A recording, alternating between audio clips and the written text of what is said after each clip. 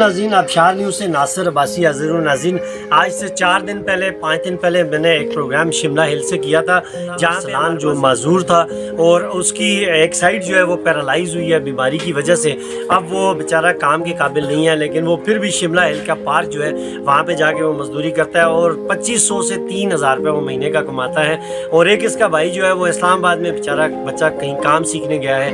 एक इसका भाई जो है और इनकी वालदा जो है वो बेचारी घर में बैठी हुई है। इलाका के जो लोग हैं, आसपास के लोग जो हैं वो हेल्प करते हैं, या इनके कुछ रिलेटिव्स जो हैं वो इनकी हेल्प करते हैं, उससे इनकी ज़िंदगी का जो सिस्टम है वो चल रहा है। लेकिन यहाँ पे आप देखें इनके घर के हालात ये हैं कि यहाँ पे ये इन्होंने लकड़ी के वो तख्ते रख के अपने किचन के लिए रास्ता बनाया हुआ है और ये बड़ा ख़तरनाक है। और अभी यहाँ पे आके हमें पता चला है कि एक बच्ची जो है वो इनकी भांजी उस दिन इनके घर आई थी, तो वो वहाँ से नीचे रास्ता ना होने की वजह से वहाँ से नीचे गिरी है और वो इतनी शदीद ज़ख्मी थी कि उसको DHQ हॉस्पिटल के अंदर भी नहीं लिया गया।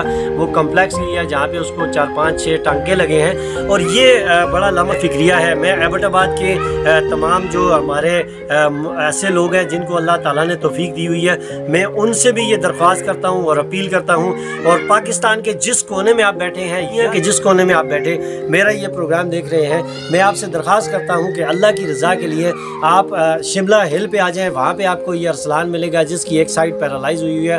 अगर आप इसके घर आना चाहें तो यहाँ भी आके देख सकते हैं और इनकी हेल्प करें अल्लाह की रज़ा के लिए। इंशाअल्लाह ताला आपके लिए अल्लाह आसानियाँ करेगा। और हमने आबशार न्यूज़ से ये ज़िम्मेदारी उठाई है।